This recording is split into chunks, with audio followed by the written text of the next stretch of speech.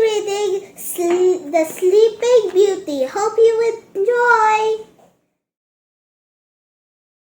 Once upon a time, there was a powerful king with a large kingdom. His queen was amazingly beautiful, and he loved her most dearly. The royal couple had everything to enjoy themselves, but they had no child of their own. They prayed to God for a child every day. At last they were blessed with a lovely daughter. The birth of the princess was celebrated with a pomp and show through a grand feast to which the fairies were also invited.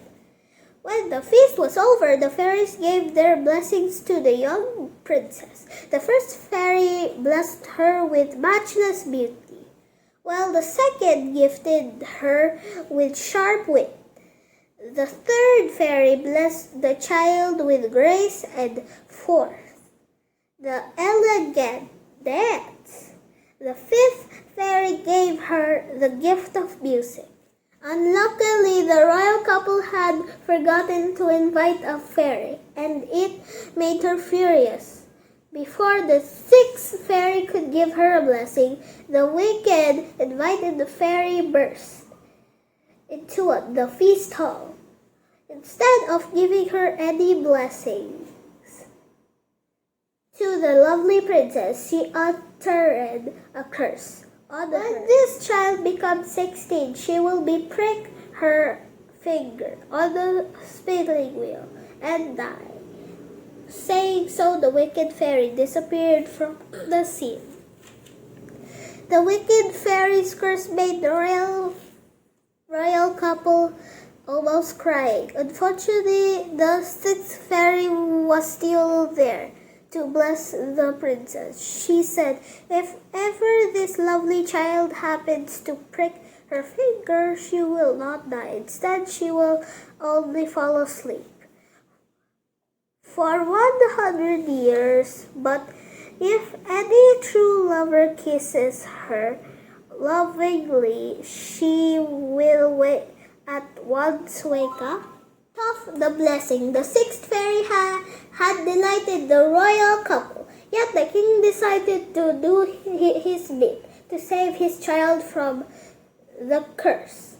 He thought, if there are no spinning wheels in my kingdom, how will my child get pricked? So the king got it proclaimed that all the spinning wheels in his kingdom should be burnt. His men carried out the royal order strictly and carefully. 16 years passed happily, and the princess grew up into a charming damsel. Preparation for her birthday feast were in full swing. Playing with her pet dog, the princess came upon a staircase leading to the palace tower. The dog ran upstairs, and the princess chased it, reaching the top. She saw an old woman working on the spinning wheel. She looked at it in wonder. The old woman was indeed the wicked fairy who had uttered a curse on the princess. She came there with a spinning wheel. Just to prove her curse, the princess asked her, "What is this? Come and see for yourself," said the woman. The princess got near it and touched its spindle. In no time, she fell to the floor and went in deep sleep. Seeing the princess lying on the floor, her dog ran downstairs. He went to the king and queen and whined painfully. When the queen tried to pat and caress the dog, he ran upstairs. The parents of the princess followed him and found their beloved daughter lying in death-like sleep. They felt heartbroken, as they knew that the sleep was to last long. As for the wicked fairy, she was was nowhere to be seen. But the good fairy had come to know of what had happened to the princess, so she cast a spell over the entire palace. As a result, everybody within the walls of the palace and on the compounds fell fast asleep, just like princess. Nobody, in fact, was to wake up until the lovely princess did so. From that day on, efforts started to end the spell that the good fairy had cast on the entire palace. Several young men came to try their luck to do this job and get the hand of the princess, but all of them perished in the thorny briars that had grown inside the palace. Many years had passed. When a young prince came there, he was very kind, brave and wise. He had made up his mind to save the princess. The valiant prince rode his horse and began to slash his way through the thorny briars, using his sword and shield, but his sword could not prove much effective. Just at the moment, the good fairy appeared and gave the prince the king's mighty sword. Lo! He came out victorious in his mansion. The wicked fairy had a magic transparent ball. Through it, she could see everything happening anywhere.